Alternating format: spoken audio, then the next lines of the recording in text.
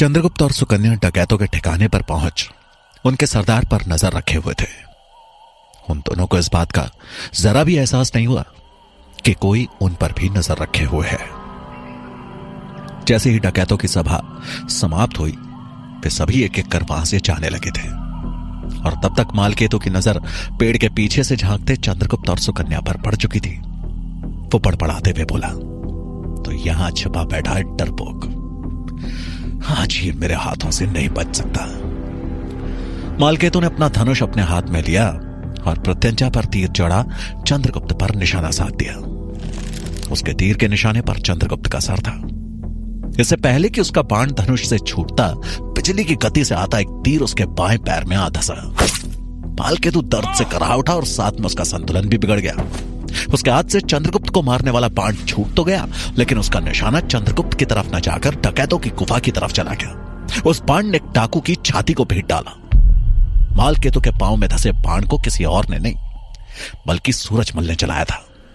वो समय रहते आचार्य चाणक्य के साथ वहां पहुंच चुका था। सूरजमल ने देखा कि उसका तीर सही निशाने पर लगा है। चाणक्य और सूरजमल ने वहां पहुंचते ही अपनी मशाल बुझा दी थी, ताकि उजाले की वजह से वो ही शिकार न बन जाए।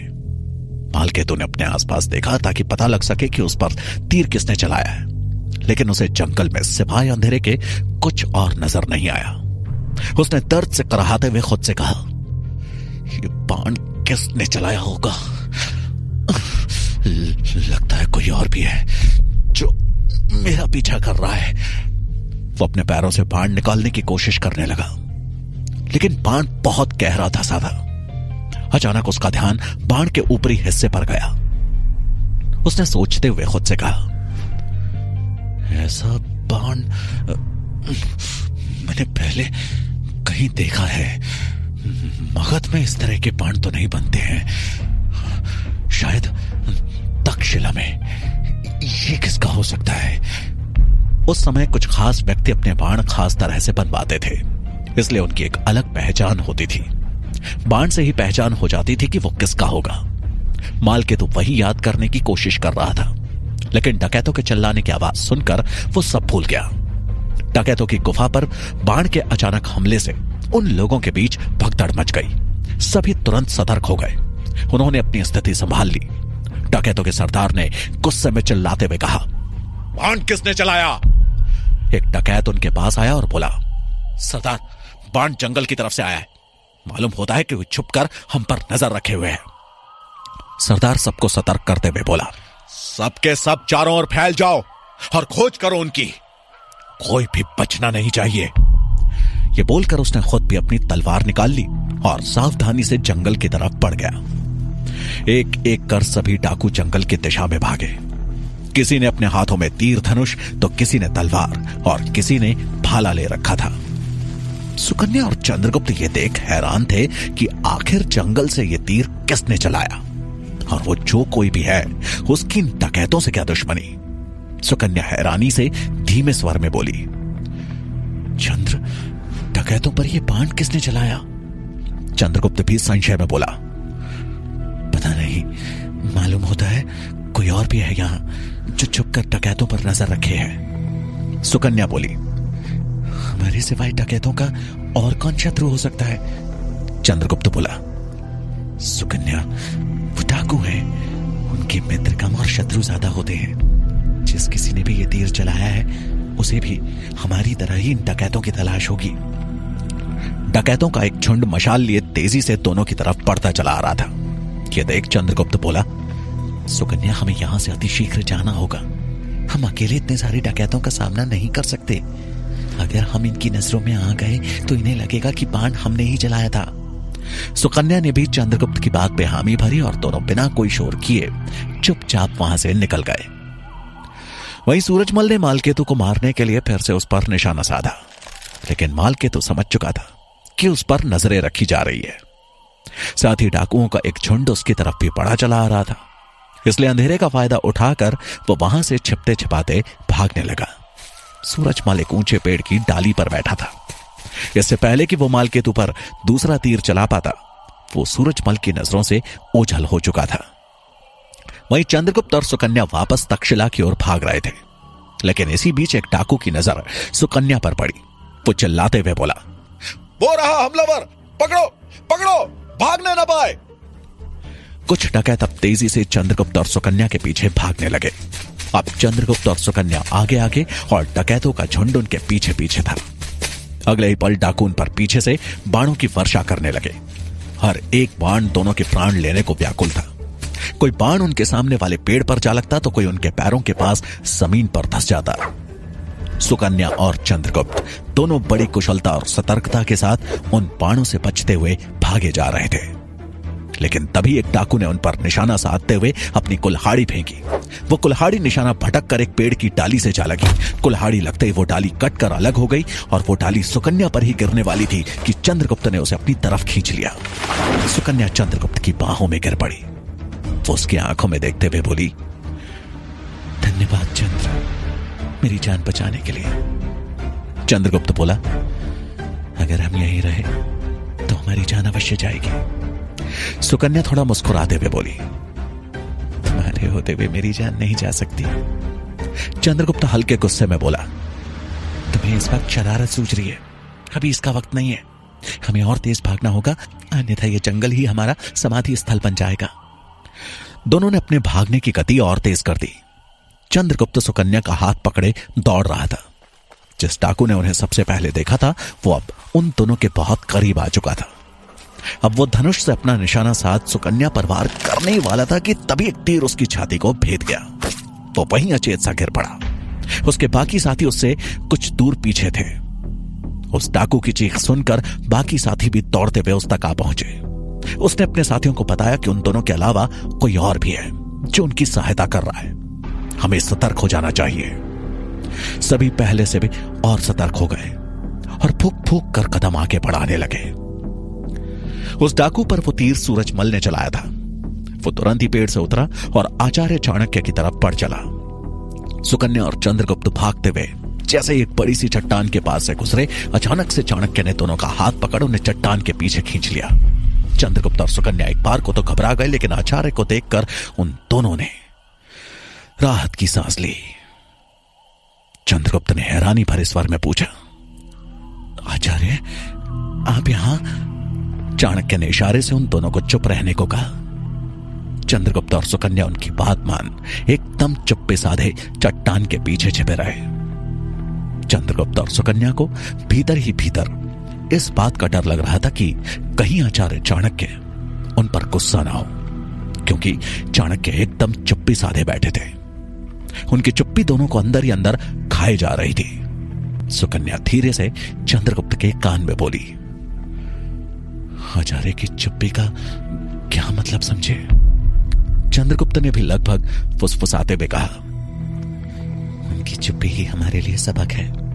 हमें भी अब चुप्पी साध लेनी चाहिए, अन्यथा हमें आचार्य चाणक्य के क्रोध का सामना करना पड़ेगा। इसी बीच सूरजमल भी छिपते छिपाते वहां पहुंच चुका था।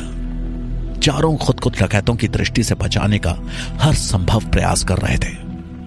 कुछ डकैत लगभग उस चट्टान के पास पहुंच चुके थे। उनके आने की आहट सुन चाणक्य के दिमाग में एक युक्ति आई। उन्होंने बड़े धीमे स्वर में सूरजमल से कहा, अगर हमें इन्हें चकमा देना है तो तुम्हें हमला करने की दिशा बदलनी होगी। तुम इन लोगों पर उत्तरी छोर से हमला करो और इनकी गुफा में चल रही मशालों पर बाण चलाओ। निशाना इस तरह से साधना कि ये मशालें वहां नीचे रखी सूखी लकड़ियों और घास पे गिर पड़े। गुफा के पास आग लगते ही सभी अपने ठिकाने को बचाने वापस जाएंगे और हम मौका देखकर यहां से निकल जाएंगे।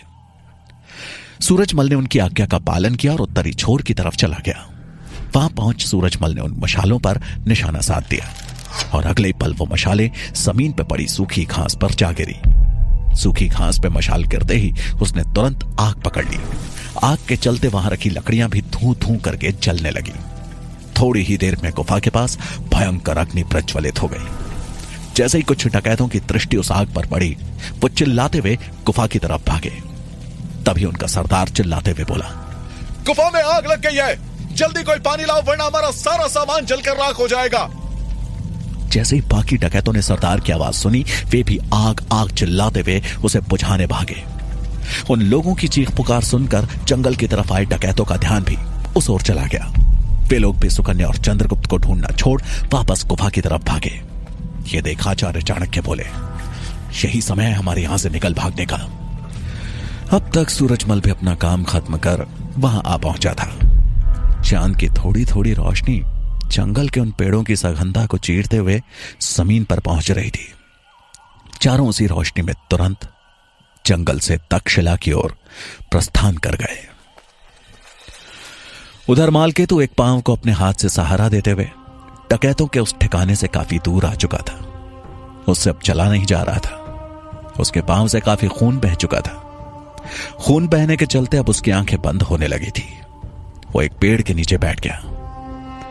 उसका चेहरा निराशा और पीड़ा के भाव से भर गया था। उसे अब बचने की कोई उम्मीद नहीं दिख रही थी। इतने घने जंगल में वो कहां आ गया था उसे खुद भी मालूम नहीं था। तो भला कोई उसे कैसे खोज पाता? लेकिन उसके मन में एक आस थी कि वो प्राण निकलने से पहले आचार्य गजानन तक अवश्य पहुंच जाएगा। इधर चाणक्य, चंद्रगुप्त, सुकन्या और सूरजमल डकैतों के ठिकाने से काफी दूर निकल आए थे। जंगल से निकलकर तक्षशिला पहुंचते पहुंचते सवेरा हो चुका था। आचार्य गजानन की कक्षा का समय आ गया था। तक्षशिला पहुंच चाणक्य चंद्रगुप्त से बोले, चंद्रगुप्त, तुम शीघ्र आचार्य गजानन की कक्षा के लिए प्रस्थान करो और उनके पूछने पर बताना कि मैंने तुम्हें अपने सेवक सुकेतु के साथ उसके गांव भेजा था। चंद्रगुप्त बोला, जी आचार्य। और ये बोल वो चाणक्य को प्रणाम कर गजानन की कक्षा के लिए प्रस्थान कर गया। आचार्य गजानन आज समय से पूर्व ही अपनी कक्षा में उपस्थित हो गए थे। अभी कोई छात्र उनकी कक्षा में आया नहीं था। उन्हें उम्मीद थी कि चंद्रगुप्त आज अवश्य ही उनकी कक्षा में उपस्थित नहीं हो पाएगा। उन्होंने मुस्कुराते हुए खुद से कहा, अगर चंद्रगुप्त आज मेरी कक्षा में नहीं आया तो इसका अर्थ होगा कि वो मर चुका है, और अगर किसी कारणवश बच भी गया तो फिल्म से आने की शिकायत करके उसे इस गुरुकुल से निष्कासित कर दिया जाएगा।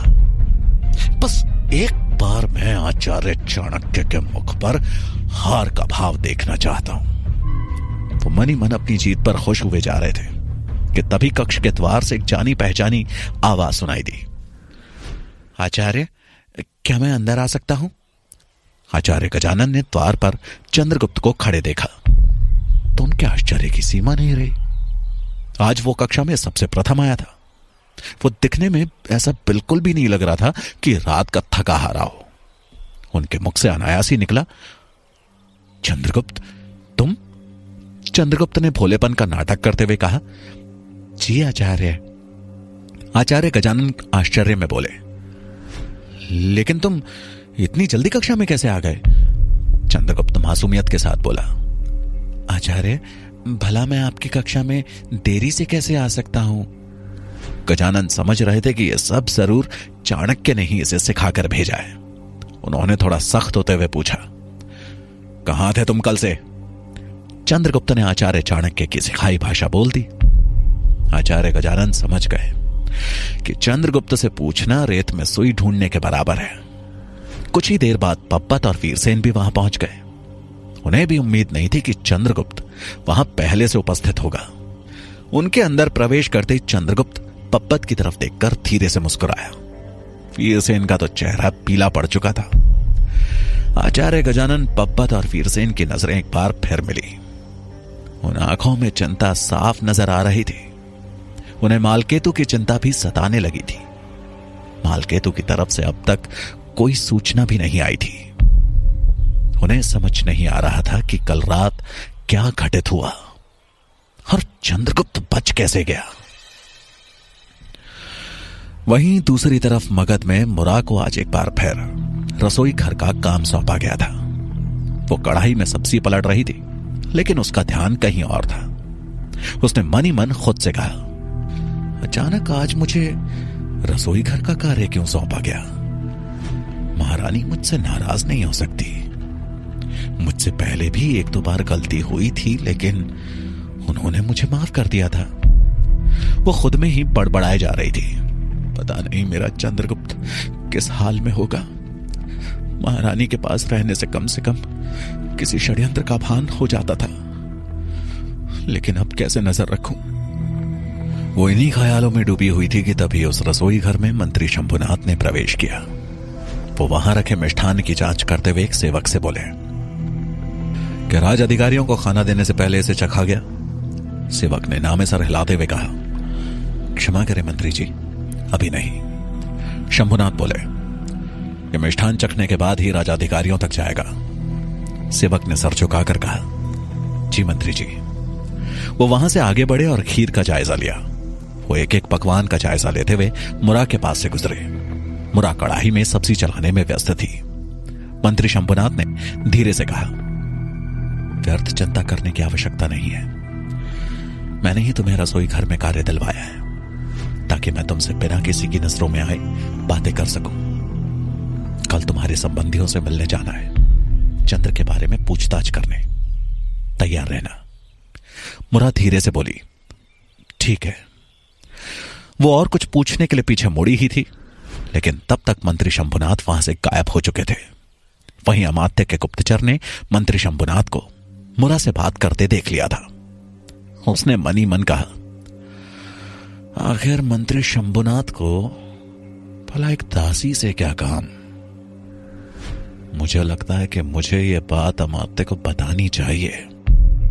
तभी उसका ध्यान अपने हाथ के जख्म पर गया तो उसके सामने अमात्य के कक्ष में बीती रात का दृश्य कौंध गया। उस दृश्य को याद करके उसके शरीर में सिरहन दौड़ गई और वो घबराते हुए मन ही मन बोला, नहीं, अगर मैं बिना किसी सबूत के अमात्य के पास गया तो इस बार वो मुझे मार ही डालेंगे। उसने सच का पता लगाने के लिए मंत्री शंभुनाथ के पीछे जाना ही ठीक समझा। वहीं घायल मालकेतु किसी तरह खुद को बचाते हुए तक्षशिला तक पहुंच गया। वो छिपते छिपाते आचार्य गजानन से मिलने उनके कक्ष की तरफ बढ़ रहा था। पैर में लगे तीर के कारण वो ठीक से चल नहीं पा रहा था। वो शीघ्र ही जंगल में घटी सारी घटना आचार्य गजानन को बताना चाहता था, लेकिन उसे जरा सा भी अंदाजा नहीं था कि एक तरफ से चाणक्य भी गजानन के कक्ष की ओर बढ़ रहे थे।